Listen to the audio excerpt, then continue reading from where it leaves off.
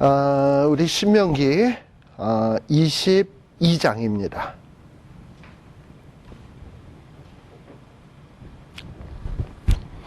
(21장에서부터) 계속 연속되는 말씀입니다. 하나님이 여호와께서 내게 주어서 얻게 하시는 땅에 들어갔을 때 어떻게 살 것인가 하는 얘기가 21장에도 계속 나오고 있고 22장에서도 역시 또 동일하게 계속되고 있습니다. 특별히 이제 22장에서부터 저는 한 오늘 25장이나 26장까지 나갈 생각을 하는데 참 많은 이야기들이 있습니다. 첫 번째 22장에 보면 내 형제의 우양에 길 잃는 것을 보거든. 이 얘기는 뭐 어머니 뱃속에서 나온 동복 형제 혹은 같은 아버지 밑에서 태어난 형제를 얘기하는 게 아니라 이 형제는 이스라엘 백성 전체를 얘기하는 거예요. 이스라엘 백성 전체를 가리키는 말이다. 그래서 2절에도 보게 되면 내 형제가 내게서 멀거나 내가 혹 그를 알지 못하거든. 만일에 아버지가 같거나 어머니가 같으면 알지 못할 리는 없거든요. 그러니까 같은 하나님의 백성이고 같은 이스라엘 백성이라면 알던 모르던 간에 그 자가 뭘 잃어버렸을 때, 특별히 여기 22장 1절에 보면 우양에 길 잃은 것을 보거든. 그 이스라엘 사람들은 유목민이잖아요. 유목민이라서 이렇게 양 같은 걸 데리고 다니면서 그걸 뭐라 그래? 방목? 울타리 쳐놓지 않냐고 그냥 들판에다 내깔려 놓으면은 걔네들이 와서 알아서 풀 뜯어 먹잖아.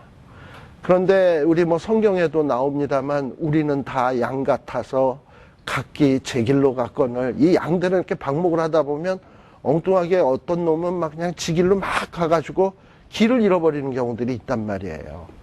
그러니까 이 주인은 자기가 의도하지도 않았는데 양을 잃어버리게 되는 경우들이 종종 있거든요. 성경에 보면 그런 예가 어디에 나오느냐 하면 사울왕의 아버지 기스라고 하는 사람이 있습니다. 근데 거기에서 무슨 암낙인지 암양인지를 잃어버렸어요.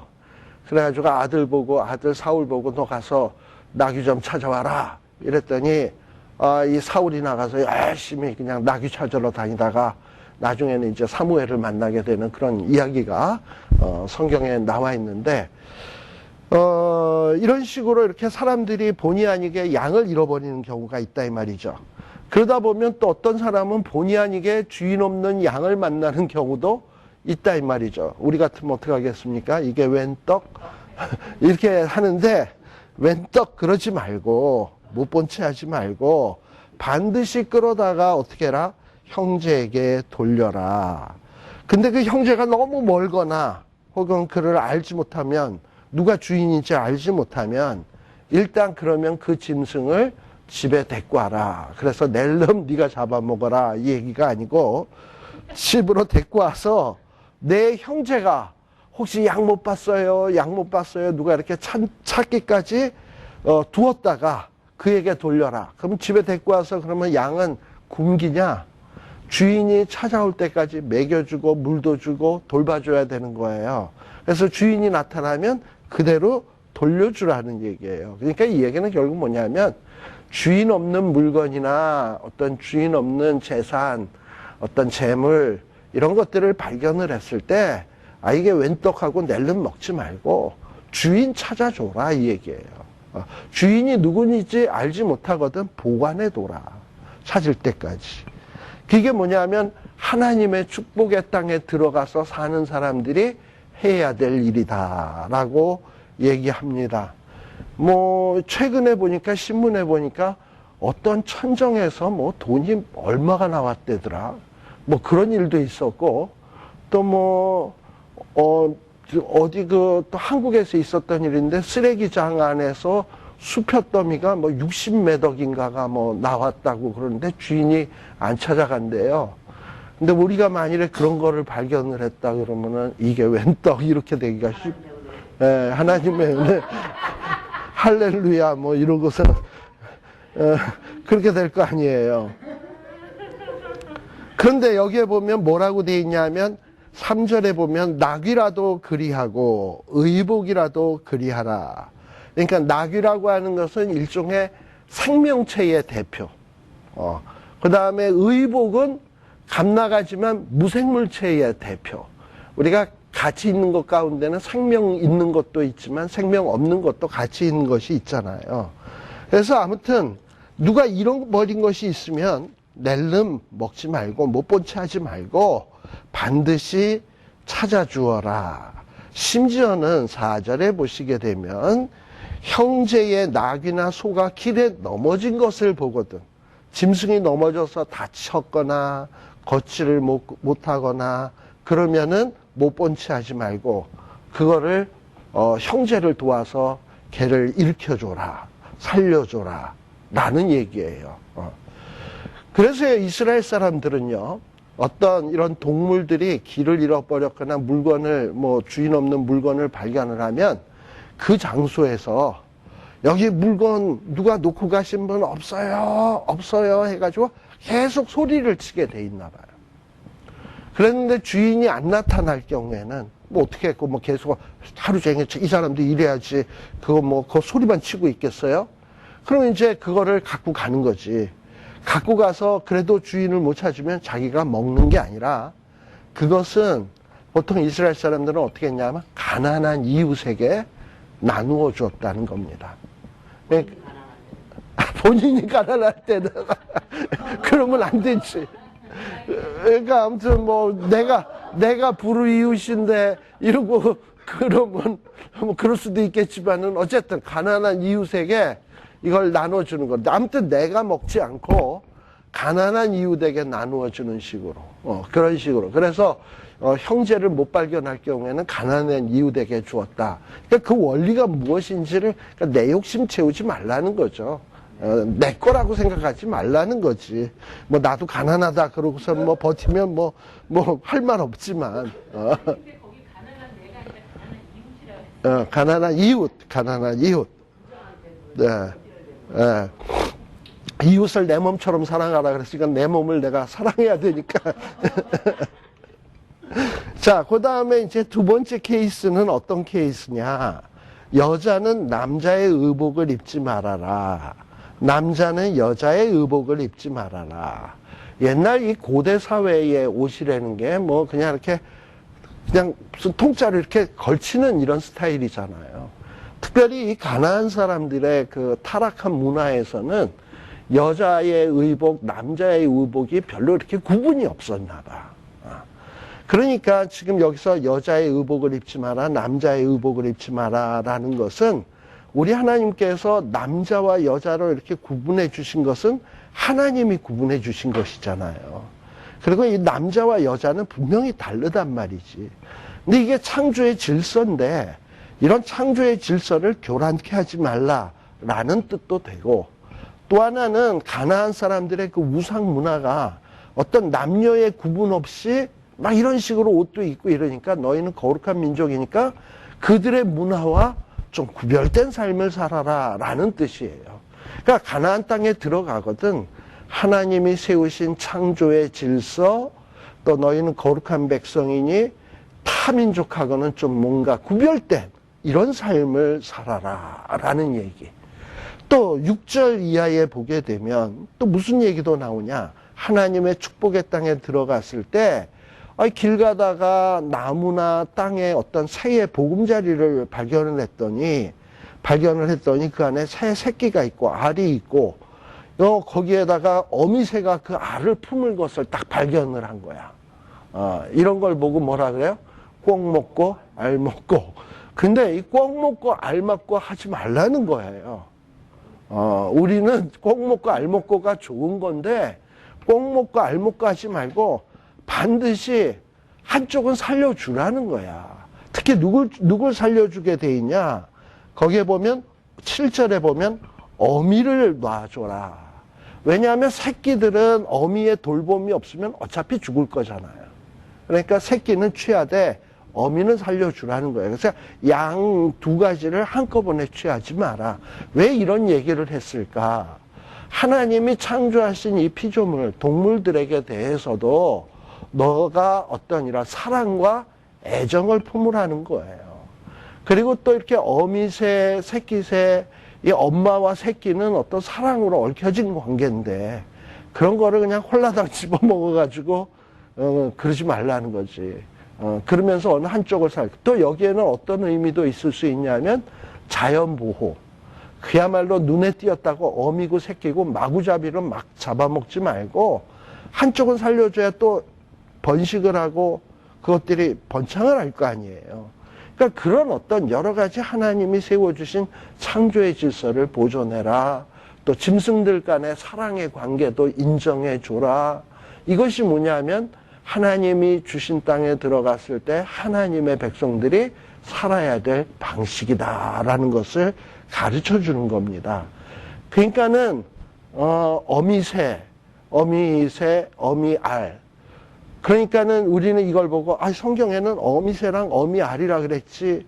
뭐 예를 들면은 어디에서 어미양하고 들에 있는 어미양하고 양새끼를 발견을 했어.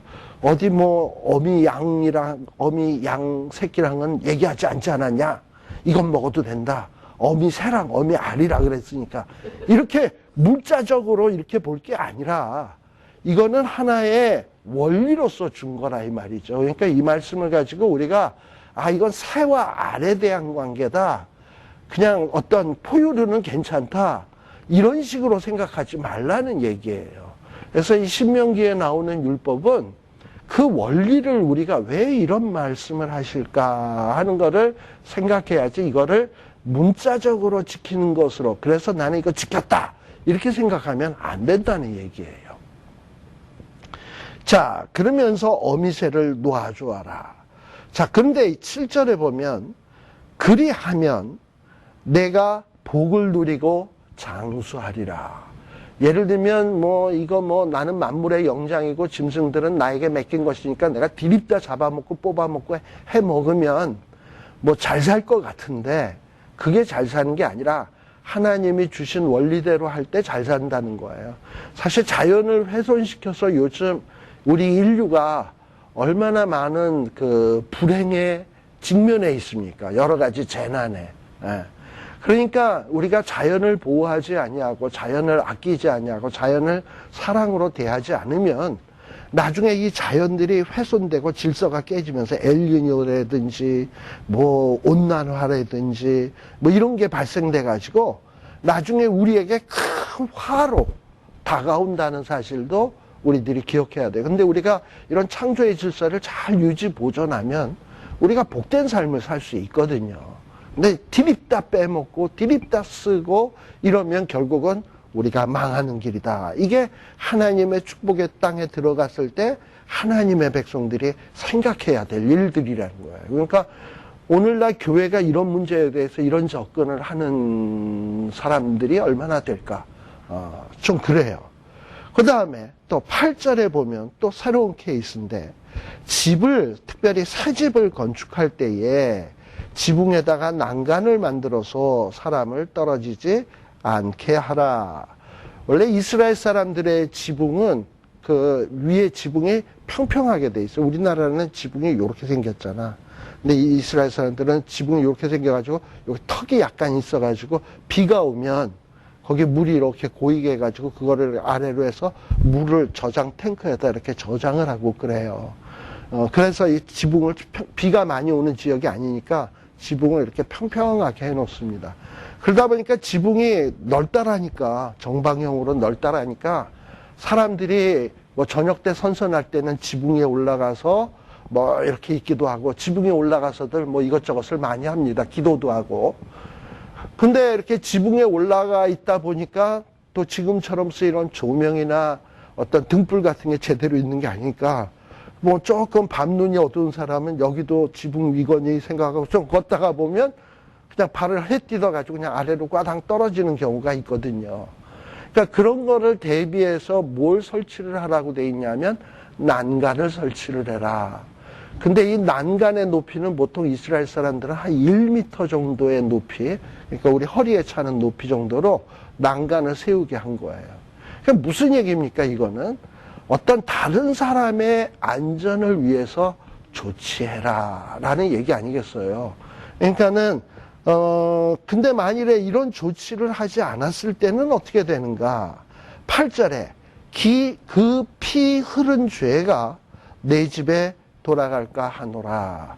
우리 이전에 그 도끼자루에다가 도끼를 꼈는데 그게 휙 날아가서 상대방이 죽는 경우 있죠.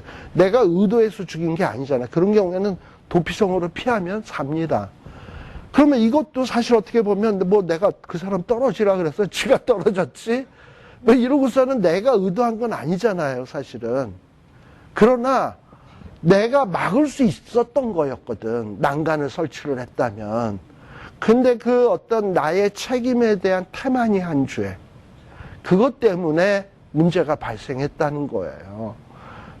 저희 집 개가 바깥에 나가가지고 어떤 오토바이랑 들이받아가지고 오토바이가 넘어지면서 그분이 오토바이도 부서지고 다리도 부러졌어요. 그래가지고 나는 개가 없어진 줄 알고 며칠을 돌아다니면서 찾았는데 개가 안 나타났는데 한 달 뒤에 어느 변호사 사무실에서 편지가 왔어요. 뭐 그러면서 뭐 치료비, 그 다음에 오토바이 그 손상된 비용 해가지고 뭐 언리미티드로 수가 들어왔어요. 죽었고 오토바이에 치여서. 나는 그래서 아니 내 개가 죽었으니까 개는 가족의 개념이니까 쟤가 나를 물어줘야지 어떻게 내가 물어주나 이런 생각을 갖고 있었거든요. 근데 아니더라고. 내가 잘못이더라고. 개는 무조건 문 밖에 나갈 때는 내가 그 개 끈으로 컨트롤할 수 있게끔 돼 있어야지 개가 바깥에 혼자서 개 끈도 없이 돌아다니다가 사고 치면 그럼 완전히 주인 책임인 거예요. 그러니까 내가 책임을 태만히 했기 때문에 개가 나가서 돌아다녔고 오토바이랑 부딪혀서 상대방이 다쳤으니까 그래가지고 문제가 심각하게 된 적이 있었어요. 그래가지고 언리미티드로 수 들어왔는데 그걸 어떻게 갚겠습니까? 뭐 1차적으로는 뭐 몇십만 불을 내라 뭐 이런 식으로 들어왔는데 근데 이후에 또 뭐 후유증이 있을 경우에도 계속 청구할 거다 뭐 이런 식인데 그래서 답답해가지고 있는데 어느 분이 저한테 그건 뭐 걱정하십니까? 그 집 있으시면 집보험에 전화하시면 되는데 그래서 집보험에다 전화를 했더니 나 또 집보험이 개까지 되는 줄 처음 알았네. 집보험으로 집 안에 있는 개가 사고 쳤을 경우 내가 기르는 개가 사고 쳤을 경우 집보험으로 해결이 됩니다. 그래가지고 16만 불인가 우리 보험회사에서 그 사람한테 물어줬어요. 그 사람 돈 벌었어요. 오토바이 뭐 그까짓 거 얼마에 뭐 1만 불, 2만 불이면 끼기지. 거기에다가 지가 다친 거 뭐 그거 뭐 비싼 차도 2만 불인데 오토바이가 비싸면 얼마나 하냐고. 근데 거기에다가 뭐 다친 거 뭐 해봐야 그 사람 볼 때는 다리만 부러진 것 같던데 그거 뭐 깁스 아무튼 그래가지고 16만 불인가 보상해줬대요 보험회사에서. 그래가지고 그랬던 일이 있어요. 근데 어쨌든 하나님의 백성들은 항상 어떤 생각을 해야 되냐면 내 안전도 중요하지만 남의 안전을 위해서 책임지고 신경 쓸 수 있는 거 고려하는 것. 이런 것들이 또 성경에 다 나와 있다 이 말이죠. 그러니까 이런 것들을 다 새겨서 뭐 우리 로마서에 보면 너희의 몸을 하나님이 기뻐하시는 거룩한 산 제사로 드리라 하지 않았습니까? 그게 뭐냐면 우리 몸을 뭐 휘발유를 붓고 거기다가 불 땡겨가지고 받으소서 하는 게 아니라 우리의 삶을 하나님이 기뻐하시는 방식대로 살라는 것 아니겠습니까? 그렇다면 하나님이 기뻐하시는 방식이 무엇인가? 이런 거를 신명기에 지금 우리 22장 하고 있습니다만 22장에 보면 남의 안전, 남의 재물, 남이 잃어버린 거 이런 거에 대해서 내가 그런 일을 당했을 때 어떻게 하는 게 하나님이 기뻐하시는 산제사의 삶인가 하는 거를 생각하셔야 돼요. 그래서 이런 일들이 우리가 암암리에 우리가 뭐 생각지도 못하는 경우가 턱턱 발생할 거 아니에요. 예를 들어서 길 가다가 누가 지갑을 뚝 떨어뜨리고 갔으면 내가 이걸 어떻게 해야 되지? 이걸 뭐 길 가다가 어미새랑 새끼가 있는데 이걸 어떻게 해야지? 길고양이가 지금 뭐 이러고 있는 거 보면 어떻게 해야 되지? 이랬을 때 내가 하나님의 사람이고 하나님의 백성이면 어떻게 해야 될까? 신명기에 그렇게 나와 있지. 그런 어떤 말씀을 탁 생각하면서 내가 어떻게 행동할지가 결정되게 돼 있습니다. 그러니까 이렇게 하라는 거예요. 그래야 우리가 그 땅에서 어떻게 한다? 장수하리라, 복되게 장수하리라 라고 얘기하고 있어요. 근데 만일에 이렇게 난간 같은 거 안 만들면 이거는 책임을 태만히 했기 때문에 그 도끼자루 날아간 거하고는 또 달라. 그 피 흘린 죄가 내게로 돌아간다라는 거. 또 9절 이하에도 역시 비슷한 내용인데 포도원에는 포도를 심어야지 두 종자를 섞어 뿌리지 말라라는 거예요. 왜 하나님이 이렇게 얘기를 하시는 걸까? 그리고 또 10절에 보면 소와 나귀를 결의하여 갈지 말아라. 소와 나귀를 결의하여 간다라는 건 멍에를 이렇게 두 개를 이렇게 같이 얹혀가지고 한쪽은 나귀, 한쪽은 소로 해서 바꿔지 말라는 거예요. 그 다음에 11절에 보면 양털과 배실로 섞어 짠 것을 입지 말아라. 그러니까 요는 뭐예요? 섞지 말아라 라는 거예요. 그러니까는 포도원에도 두 가지 종자를 섞어서 농사 짓지 말고, 밭을 갈 때도 소와 나귀를 같이 섞어서 하지 말고, 그 다음에 옷도 양털과 배실로 섞어 짠 거 입지 말아라 라고 얘기한 겁니다. 이렇게 섞은 걸 하지 말라고 하는 이유는 사실 뭐 그 사실 자체가 뭐가 죄가 되겠습니까? 근데 하나님께서 이렇게 자꾸 섞은 거를 하지 말라라는 이유 중에 하나는 뭐냐면 너희는 구별되고 순수한 민족이라는 것이. 그래서 자꾸 섞는 거를 하지 말고 순수한 것을 하나, 섞지 말고 하나, 그리고 섞지 말고 순수하게 이런 식으로 해서 우리는 순수한 민족, 우리는 세상과는 섞여서는 안 되는 사람, 이런 거를 자꾸 인식을 하라는 거예요. 그런 생각을 잃지 말고 살라고 하나님이 이런 규례를 주는 거예요. 특별히 소와 나귀를 섞어서 같이 결의해서 갈지 말라고 하는 것은 또 일종의 그 동물 보호 차원도 있어요. 소와 나귀는 이 등치가 다르거든. 힘세기도 다르고.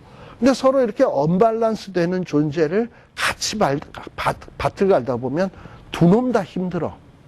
그러니까 그렇게 하지 말라는 거예요. 그런 거를 다 배려를 하라는 거예요. 그러니까 이런 것들을 우리가 자꾸 왜 이런 얘기를 하시는 걸까? 하나님이 의도하는 게 뭘까? 자꾸 생각을 하셔야 돼. 또 입는 12절에 보면 입는 겉옷 네 귀에 술을 만들지 말래요. 그러니까 입는 겉옷이 이스라엘 백성들의 입는 옷을 보면 네모난 천에다가 가운데 구멍 뽕 뚫어서 탁 씌우면은 이렇게 무슨 가운같이 이렇게 앞뒤로 이렇게 내려가거든요.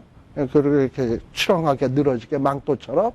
그러니까 앞에도 망토, 뒤에도 망토. 그래가지고 밑에 네 귀가 있어요. 근데 그 네 귀 밑에 보면 술이라고 하는 게 있는데, 우리가 뭐 박사 가운이니 뭐 학위 가운에 보면 이렇게 술 있잖아. 이렇게 술을 달게 돼 있어요. 술을 달게 돼 있는데, 그 술이,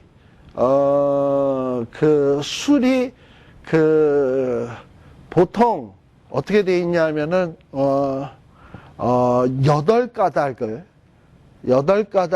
뭐 이렇게 5개로 꼬아가지고 술을 만들어서 아무튼 이렇게 달게 돼 있어. 근데 그렇게 해서 이제 이렇게 달게 돼 있는데, 그걸 내 귀퉁이에다 다 달아요. 근데 보통 그 술은 무슨 색으로 돼 있냐면 청색으로 돼 있어. 청색 같은 걸로 이렇게 술을 달게 돼 있는데, 왜 그런 술을 달게 했냐 하면은, 청색 술 같은 거를 달게 했냐 하면은, 우리는 청색, 하늘에 속한 자다. 우리는 하늘에 속한 민족이다. 라는 것을 드러내기 위해서 또 이렇게 술을 만들고, 또 8개, 5개 가닥으로 꼬은 것은 8과 5을 합하면은, 13이잖아.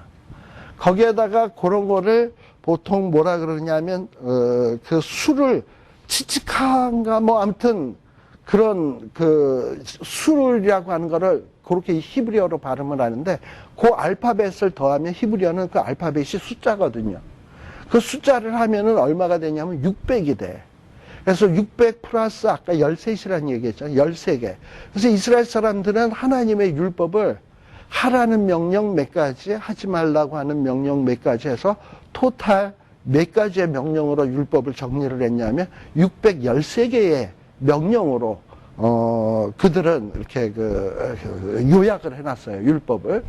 그래서 그 수를 보면서 아, 우리는 하나님의 율법의 말씀을 지키는 사람, 이거 하라는 거야.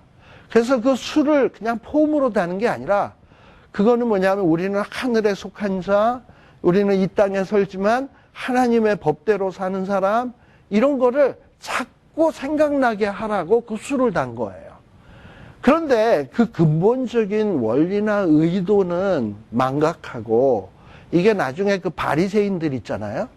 바리새인들은 그 수를, 옷수를 크게 만들면 신앙이 좋은 것처럼 보이니까 이거를 그냥 큰 술로 만들어가지고 그러고선 외식하면서 다니는 거야.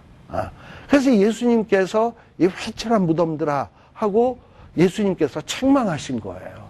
그러니까 중요한 것은 그 수를 다는 게 중요한 게 아니라 왜 하나님께서 이런 수를 다 달라고 하셨나, 그걸 보면서 뭘 생각하라 하셨나, 그리고 우리는 어떻게 살아야 되나, 이거 생각하라는 것이지, 사실 그 옷을 두 가지 종류로 짠 옷감, 우리 요즘 보면은 모반, 화학섬유반, 그 모루 된 거는 양복을 하면은 좀도 잘 쓸고 이러니까 화학섬유랑 해가지고 섞어서 이렇게 해서 옷감을 만들잖아요.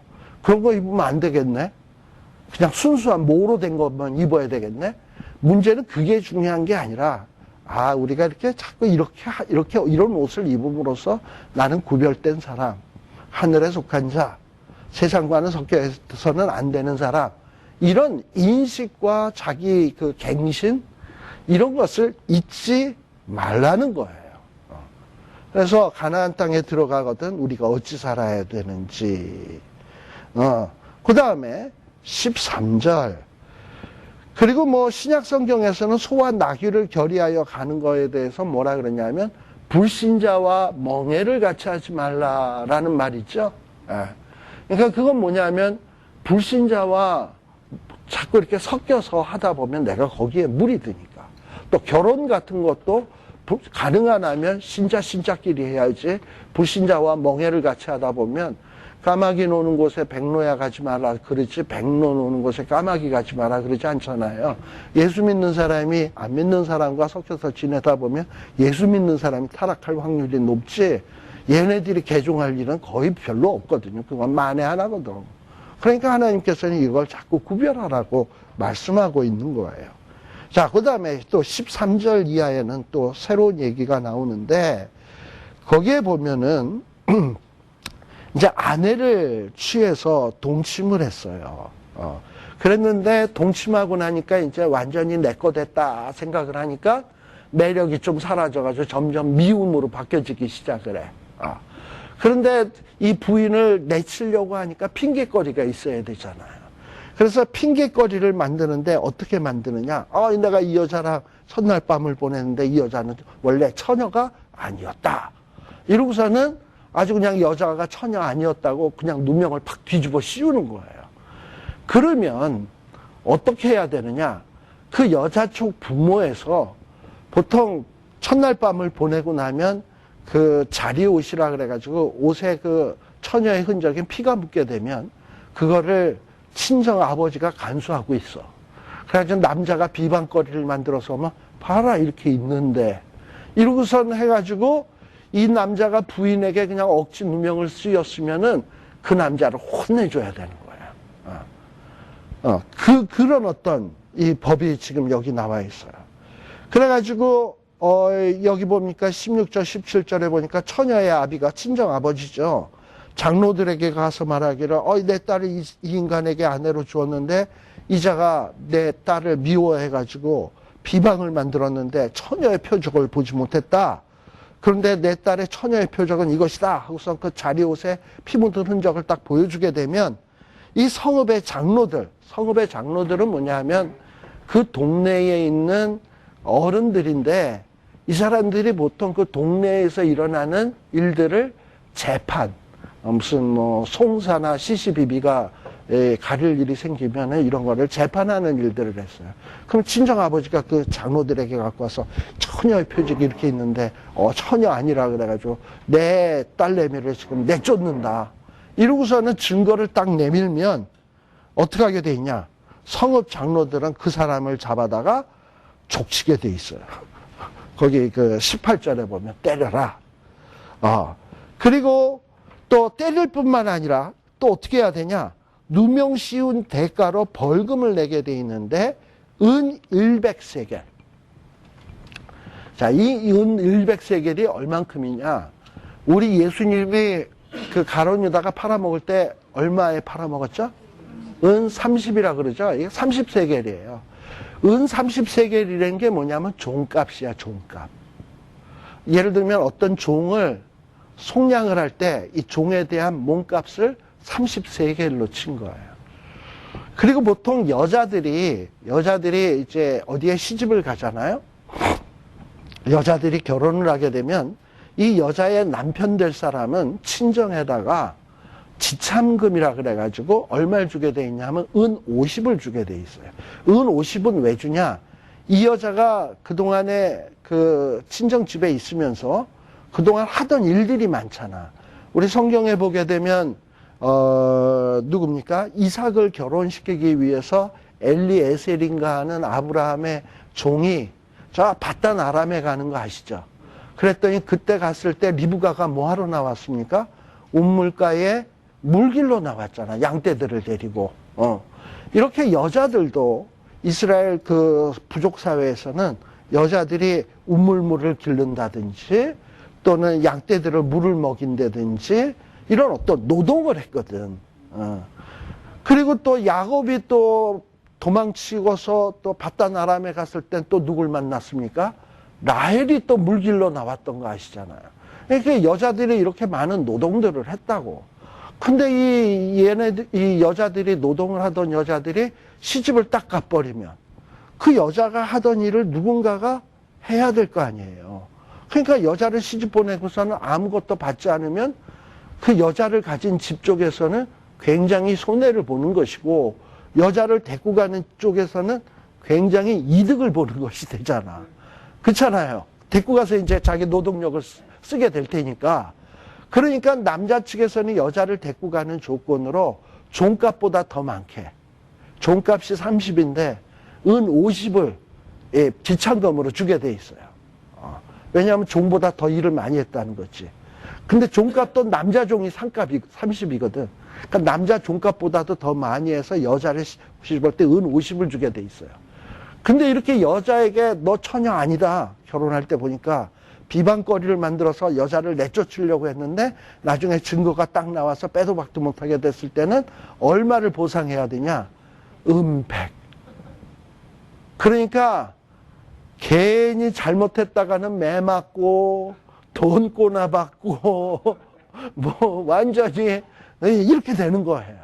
그러니까 함부로 여자도 인격이 있는 사람이잖아요. 아니 결혼할 때 이 여자가 처녀 아니었다 이러고 한다면 그 여자는 얼마나 마음의 상처를 입게 되겠으며 친정에서는 얼마나 또 상처를 입게 되겠으며 자기 욕심 차리겠다고 여자를 함부로 내쫓는 이런 파렴치한 행동, 그것도 있지도 않은 일에 대해서 이랬다 해가지고 하는 이런 행동들, 절대 하나님의 축복의 땅에 들어가서 하나님의 백성들이 해서는 안 될 일이다. 특별히 그 당시에는 약자가 여자 아닙니까? 이 여자들을 내 여자 됐다고 함부로 이렇게 취급하는 거, 물건 취급하고 내가 좋으면 취하고 싫으면 버리는 이런 취급하는 거는 있을 수 없는 일이다 라는 거예요. 자, 그래서 100세겔의 벌금을 받아서 여자의 아비에게 주고 19절 그 여자로 그 남자의 평생 버리지 못할 아내가 되게 한다. 절대 버릴 수가 없어. 근데 남자가 이 여자 처녀 아니다. 그런데 진짜가 원래부터 처녀가 아니었어. 근데 이 여자가 처녀인 척하고 시집으로 온 거야. 근데 처녀가 아니었던 거야. 근데 그런 경우에는 어떻게 하냐? 21절 그 처녀를 아비의 집문에서 끌어내고 성읍 사람들이 돌로 쳐 죽여라 라는 거예요. 이건 왜 그러냐 하면은 당시에 이 가나안 문화권에 사는 이런 남녀들이 굉장히 성적으로 문란했어요. 그래서 혼전 성관계라든지 또는 뭐 유부녀가 유부남이 엉뚱한 데 가서 이런다든지 이런 일들이 너무 성적으로 문란한 생활들을 많이 하다 보니까 하나님께서는 가나안 땅에 들어가서 그런 더러운 문화와 돼서는 안 되기 때문에 이 순결을 굉장히 중요하게 생각을 한 거예요. 그런데 남자에게 시집 오면서 처녀도 아니면서 처녀인 척했다. 이건 가증스러운 거거든. 그래서 하나님이 이런 자를 돌로 쳐 죽여라. 왜 돌로 쳐 죽이라 했겠습니까? 돌로 쳐 죽일 때는 돌을 한 사람이 들어서 그냥 한 사람, 그 사람을 쳐 죽이게 하는 게 아니잖아. 돌은 여러 사람들이 들어서 던지는데 사실 뭐 돌 한 방 맞아서 누가 죽나요? 그렇잖아요? 돌 한 방 맞아서 죽진 않거든. 몰라. 정확하게 그 읍소를 유현진 정도가 그렇게 해서 딱 던져가지고 정확하게 빡 때리면 뭐 갈 수 있을지 몰라. 다윗이 그랬잖아, 골리앗을. 그렇게 해서 보내면 그럴지 모르지만 여러 사람이 그냥 한꺼번에 이렇게 던졌을 때 누구 돌에 맞아 죽었는지 모르잖아요. 그러나 거기에 동참을 하는 거잖아. 그러므로 인해서 여러 사람들이 그 사람의 죽음을 보면서 일종의 경계로 삼게 되는 거예요. 그래서 이렇게 순결이 중요한 거구나. 또 21절에 보면 이런 행동을 뭐라 그랬냐 하면 창기의 행동이다. 그래서 이 이스라엘 안에서는 이런 어떤 창기의 행동하는 것을 하나님께서 용납하고 있지를 않습니다. 그런데 그 다음에 또 22절 또 역시 어떤 성문화에 대한 얘기예요. 남자가 유부녀와 통간함을 보거든 그 통간한 남자와 그 여자를 둘 다 죽여라. 그래서 이스라엘 사람들은 간음을 하면 간음한 자들은 잡아 죽이게 돼 있어요. 근데 여기서 보면 남자가 유부녀와 통간했다라고 돼 있는데 아무튼 죽여야 돼. 또 23절에 보면 처녀인 여자가 남자와 약혼한 후에 이스라엘 사람들은 약혼을 하면 결혼한 거나 거의 똑같아요. 그러니까는 유부녀가 된 거나 똑같아. 그런데 어떤 남자가 이미 약혼한 여자를 성읍 중에 만나서 통간을 했어요. 그럼 역시 이것도 간음이 유부녀가 통간한 것과 마찬가지이기 때문에 성문으로 끌어내서 그들을 돌로 쳐 죽여라. 근데 지금 여기서 중요한 것은 뭐냐면 23절 끝에 보면 이 통간을 어디서 했냐? 성읍 중에서 만나서 통간을 했을 경우. 그랬는데 이 여자가 어떤 이런 간통을 당하면서도 소리를 안 질렀단 말이지. 살려주세요 하는 이런 소리를. 그런데 이 성읍 중에서 살려주세요 했으면 누군가가 들을 수 있거든요. 근데 입 다물고 가만히 있었거든. 그러니까 이 여자도 이 간통에 같이 참여해서 즐긴 것이 되기 때문에 이런 경우는 죽여라 라고 얘기를 하고 있어요. 그런데 25절에 보게 되면 어떤 남자가 약혼한 처녀를 들판에서, 여기서 말하는 들판이라 뭐냐면 허허벌판, 사람이 아무도 없는 그런 곳, 그런 곳에서 만나서 강간을 했는데 그랬을 경우에는 남자와 여자를 어떻게 처리할 것이냐.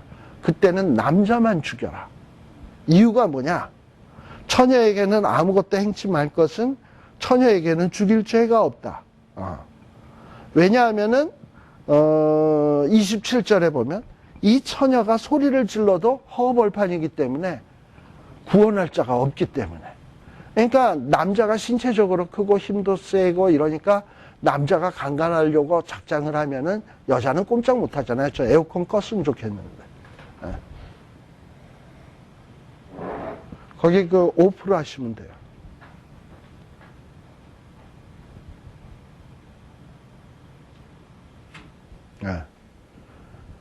자, 그래서 이렇게 성경에서는 무조건 통간했다. 그러면 죽여라가 아니라 어떤 결과만 놓고 보지 말고 이 결과가 벌어질 때에 과연 이 여자가 피할 수 있는 상황이었냐, 피할 수 없는 상황이었냐에 따라서 어떠한 형벌을, 징계를 달리해야 된다라는 거예요. 그러니 이 하나님의 법이 얼마나 이 융통성이 있고 배려가 있는가 하는 것을 생각할 수 있습니다. 이 모세의 율법이라는 게 지금으로부터 BC 1400이니까 3400년 전에 이 법이거든요. 근데 3,400년 전의 법이 여자가 약혼을 했는데 성읍에서 강간을 당했느냐, 성 밖에서 허허벌판에서 당했느냐, 이 경우의 수까지 따져가지고 그 죄를 어떻게 물을 것인가를 생각했다라는 것은 참 이게 얼마나 대단한 일인가 하는 거를 우리가 알 수 있어요. 그래서 어떤 사회적인 약자, 여자들을 보호하기 위한 법도 되고, 그리고 어떤 법 적용을 할 때 무턱대고 결과만 놓고 들이다 댈 게 아니라 이 법이 지금 이 사람들의 어떤 잘못된 행위가 어떻게 해서 발생된 것인지 그 상황과 그 당시에 그 여러 가지 조건들을 따져서 진짜 이것을 피할 수 있는 상황이었는가 피할 수 없는 상황이었는가에 따라서 죄를 달리해야 된다라는 어떤 이런 원리들을 우리에게 제시하고 있는 거예요. 그래서 함부로 결과만 보고 함부로 이렇게 판단해서도 안 된다라는 얘기를 우리에게 말씀해 주고 있는 겁니다. 또 거기에다 보면 또 28절 또 경우가 어떤 경우가 있냐, 참 자상도해. 어떤 남자가 약혼하지, 아까는 약혼한 여자들을 취한 거잖아. 약혼한 여자를 성읍에서 취하든 성밖 들에서 취하든 내 경우고, 이번에는 약혼하지 아니한 처녀를 만나서 통간을 했다. 근데 두 사람이 발견했다. 이랬을 경우는 어떻게 했냐? 그냥 죽이냐? 이건 아니에요. 약혼을 안 한 상태이기 때문에, 결혼을 안 한 상태이기 때문에 남녀가 결혼 안 한 상태에 만나서 통간한 것은 죽일 죄는 아니야. 그렇다고 어떤 혼전 성관계 이런 거를 하나님께서 인정하시는 것도 아니에요. 인정하시는 것도 아니고, 근데 만일에 그렇게 해서 통간을 했다. 그러면 통간한 남자는 그 여자에 대해서 책임을 져야 된다. 그래서 책임을 어떻게 주느냐? 처녀의 아비인 친정아버지에게 은 50세계. 이게 아까 얘기했던 지참금인 거예요. 은 50세계를 주고 그 처녀를 아내를 삼아라. 그러니까 지참금 50을 주고 그걸 아내로, 그 여자를 아내로 삼아라. 그리고 평생 버려서는 안 된다. 그러니까 결혼하지 않은 여자를 범했을 경우에는 그 여자에 대해서 반드시 책임을 져라. 라는 어떤 이 원리들이 이렇게 성경 안에 벌써 이렇게 오래전에 이렇게 말씀을 해주고 있어요.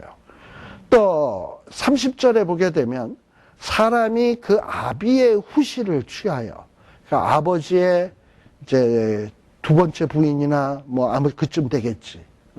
아버지의 부인을 취해서 아비의 하체를 드러내지 말아라. 우리 성경에 보면 르우벤이라고 하는 그 12지파의 제일 장남, 이게 자기 아버지 야곱의 부인이라고 할 수 있는 비라와 통간하는 바람에 장자권을 상실했잖아요. 이런 짓을 하지 말아라. 자, 이런 식으로 이 모세의 이 율법 안에는 우리가 축복의 땅에 들어갔을 때 뭐 예를 들면은 뭐 남의 재산의 문제, 또 그리고 어떤 자연 보호의 문제, 남의 안전에 관한 문제, 어떤 성적인 문제, 여러 가지 우리가 생활 속에서 접할 수 있는 케이스 바이 케이스, 여러 케이스들에 대해서 우리가 하나님의 사람으로 어떻게 살아야 될 것인가 하는 이런 원리들을 설명해 주고 있습니다. 또 23장도 한번 보세요. 자, 여기서는 또 뭐냐면 여기 총회라는 게 나오는데, 총회. 이 총회라고 하는 것은 아마도 이스라엘 백성들의 아주 공적인 예배 집회, 절기 때 드리는 어떤 이런 절기 집회 같은 거 있잖아요. 이런 데는 반드시 할례를 받고 또 유월절을 지킨 자만이 들어올 수 있는 이런 총회인데, 근데 여기에 신랑이 상한 자, 신을 베인 자, 이런 자들은 어떤 사람이냐 하면, 우리 보통 왕 밑에 보면 내시, 환관이라는 거 있잖아요. 전하 이러는 사람. 얘네들은 보통 보면은 남자 구실을 못하도록 하기 위해서 거세를 한단 말이죠. 그래가지고 목소리도 이상한 소리 나고 마음도 좀 이렇게 되는데, 이런 자들은 총회에 못 들어온다. 그럼 거세 당한 것만한도 섭섭한데 총회까지 못 들어오게 하다니, 이런 어떤 생각이 들잖아요. 그런데 우리 구약의 율법에 보면 무슨 얘기가 나오냐면, 제사장이 될 자는 반드시 처녀와 결혼을 해야 되고, 그리고 제사장은 어떤 몸에 불구가 있어서는 안 되고 했던 거 기억나시죠? 그래서 제사장은 온전한 신체와 온전한 깨끗한 결혼을 해야 돼야지만 제사장이 될 수 있다라고 얘기를 했어요. 물론 이제 그러다 보니까 제가 전에도 얘기했는지 모르겠지만은 그러면은 뭐 소아마비 걸려서 다리를 저는 사람은 목사가 될 수 없다는 얘기냐? 그리고 뭐 장님은 목사가 될 수 없다는 얘기냐? 신체가 상했으니까 뭐 이렇게 얘기를 하는데, 오늘날 보면 장님이면서도 목사인 역할하는 분이 계시고, 절름발이면서도 목사인 분 계시잖아요. 그런 분들 많이 있단 말이죠. 과연 이건 도대체 뭘 얘기를 하는 걸까라는 거예요. 신랑이 상한 자는 여호와의 총회에 들어오지 못한다. 왜 총회에 들어오지 못한다 했냐면, 이거는 보통 이 총회에 들어오는 자들은 거룩한 예배를 집전하는 자니까 제사장과 같아야 된다는 거야. 흠이 없어야 된다는. 근데 신랑이 상했으니까 이게 제대로 된 남자가 아니란 말이지. 그러니까 참여할 수 없다라고 이렇게 딱 했는데, 그렇다면은 뭐 절름발이나 이런 자들은 그러면 예수 믿지 말란 얘기냐? 이렇게 얘기할 수 있는데, 오늘날의 우리들도 다 뭐냐면, 성경에 보면 베드로 전서인가 후서인가 2장 9절인가에 보면, 너희는 왕같은 제사장, 우리는 왕같은 제사장이라 그랬거든요. 그러니까 하나님 앞에 왕같은 제사장으로서 하나님 앞에 나아가려면 온전해야 돼요. 어디 하나도 흠이 있어서는 안 돼. 그런데 흠 없는 인간이 있나? 다 흠이 있지. 그러면 사실 어떻게 보면 우리는 왕같은 제사장이 될 수 없어요. 그러니까 우리의 흠과 티는 뭘로서 해결받을 수 있냐면, 오로지 예수 그리스도의 보혈이에요. 그걸로 온전해졌기 때문에. 근데 그 온전은 부족한 온전이 아니라 완전한 온전이에요. 완전한 온전이기 때문에 우리가 왕같은 제사장으로 나아갈 수 있는 거예요. 그러니까 이 구약시대에는 아직 예수님 오시기 전이니까, 너희들이 거룩한 집회에 참여할 때는 온전해야 된다. 온전해야 된다. 그런데 뭐 이렇게 신랑이 상했다. 온전치 못하니까 하나님 앞에 못 나가잖아요. 그러니 그런 사람의 마음속에는 어떤 갈증이 생길까요? 그럼 나는 어떻게 하면 온전해질 수 있지? 어떻게 하면 온전해질 수 있지? 잘라버린 거를 어떻게 뭐 다시 붙이겠어요? 뭐 어떡하겠어요, 그거. 근데 우리가 온전해질 수 있는 방법은 딱 한 가지야. 믿음의 주여 온전케 하시는 예수를 바라보자. 그래서 구약의 성도들이 온전하기 위해서 바라볼 수 있는 건 예수를 바라보는 거예요. 또 우리는 예수를 믿는 거고, 오신 예수를. 그게 우리가 온전해질 수 있는 유일한 방법이에요.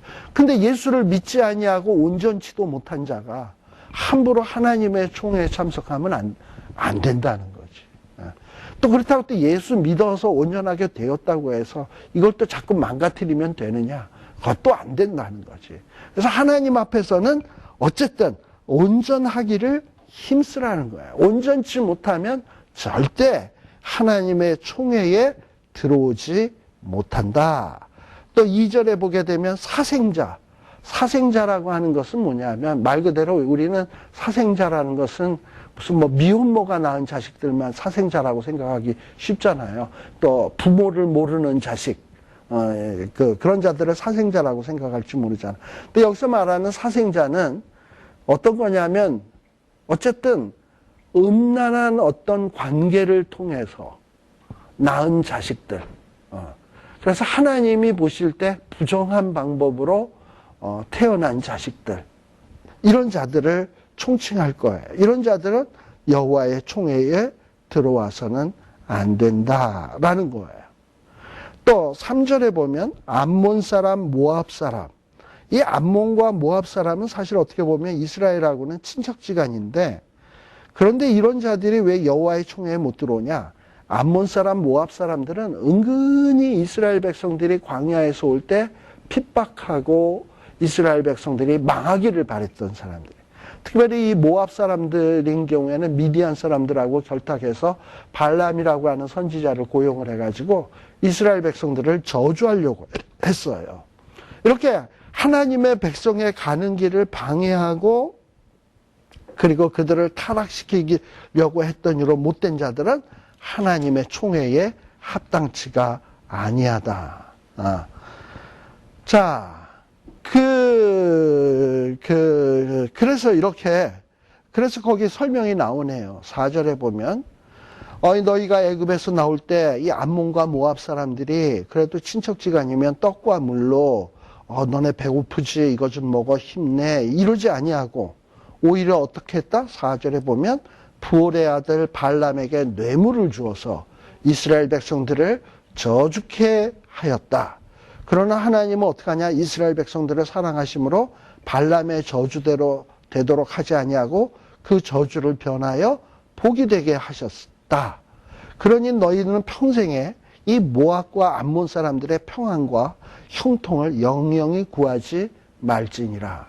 이걸 보면 하나님의 백성들이 가는 길을 방해하는 자들을 하나님이 얼마나 미워하시는지 알 수 있어요. 이것은 이미 언제부터 하나님하고 하나님의 백성 사이에 결정된 일이냐면 아브라함을 택할 때 내가 너를 축복하는 자에게는 축복하고 너를 저주하는 자에게는 내가 저주하겠다. 그러니 뭐 여기 암몬 사람 모압 사람들이 그 떡 좀 주지 않았다고 물 좀 주지 않았다고 걔네들에게 너희에게 제들의 평안과 형통은 구하지 말지니라. 그렇게 좀스럽게 원수를 사랑하라 그랬는데 그렇게 해서야 되나 이렇게 생각할지 모르지만 이건 어떤 차원에서 하는 얘기냐면 하나님께서도 이스라엘을 축복하는 자에게는 축복하지만 이스라엘을 저주하는 자에게는 저주하시겠다고 얘기를 했거든요. 그러니 하나님의 백성들이 가는 그 길을 방해하고 망가뜨리는 죄가 이게 얼마나 무서운 죄인가를 알 수 있어요. 그러니까 이거는 우리가 교회에서도 마찬가지예요. 신앙생활 잘하고 있는 사람을 실족하게 해가지고 그런 신앙에 잘하는 사람을 그 사람의 신앙을 망가뜨린다든지 정말 하나님 앞에 충성 봉사하던 사람을 충성 봉사하지 못하게 만든다든지 이렇게 되면 그 죄는 아주 심각한 것입니다. 그러니까 이런 것들을 우리가 정신 똑바로 차려야 된다라는 거예요. 하나만 더 하고 우리 잠시 쉬겠습니다. 그런데 7절에 보면 에돔 사람을 미워하지 말라. 그는 뭐다? 너의 형제니라. 그래도 에돔은 야곱의 후손, 이삭의 아들 아닙니까?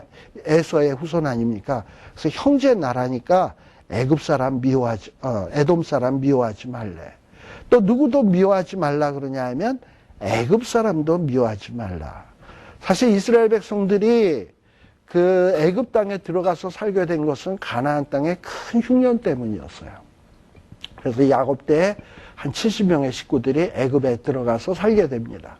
그런 면에서 이 애굽은 이스라엘 백성들의 그 조상들에게는 생명의 은인이야. 가나안 땅의 흉년으로 죽을 뻔했던 자들을 자기 땅에서 보호해주고 지켜준 것 아닙니까? 그러니까 그 은혜를 생각하라는 거예요.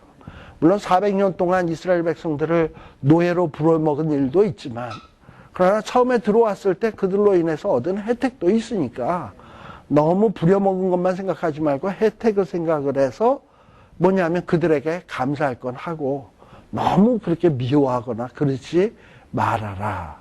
그렇다면 이런 말씀들을 우리가 딱 머릿속에 생각을 하면 누가 딱 떠오르지 않습니까? 처음에 내가 그 사람에게 많이 은혜를 입었는데 같이 뭐 이렇게 동업을 하고 일을 하다 보니까 아주 꼴보기 싫어서 지금 왼수된 사람들이 있잖아. 근데 처음에는 관계가 좋았던 사람 있잖아. 그러면 그런 사람에 대해서 나는 어떻게 해야 되지? 뭐 이런 생각을 할 수 있잖아요. 너무 미워하지 마라. 한때는 네가 그에게 은혜를 입지 않았냐. 그렇다면 그를 사랑하는 게 옳지. 그래서 성경에서는 여기에서 더 나아가서 예수님은 뭐라고 얘기하냐면 원수도 사랑해라. 이게 율법의 완성이다라는 얘기예요. 그래서 이 신명기에 나오는 이런 율법들을 단순히 문자 그대로 그냥 이렇게 해서 생각하려고 하면 안 되고 왜 하나님이 이런 말씀을 주셨나? 이 원리가 무엇인가? 내가 어떻게 살기를 원하는 거지? 생각하라는 거예요. 그래서 이 율법책은 내 입에 두고 어떻게? 주야로 묵상. 뭐 암송했으면 묵상할 건 또 뭐 있어? 암송했으면 암송한 거를 묵상하는 이유는 뭐냐면 내가 암송한 말씀이 도대체 무슨 뜻일까 이게? 내 삶에는 어떻게 적용시킬 수 있나? 묵상을 해야지. 그래서 그 가운데 그래서 묵상해서 깨달은 바를 어떻게? 지켜 행하는 거지. 그래야면 내가 형통하리라 평탄하리라 라고 말씀하고 있는 거예요.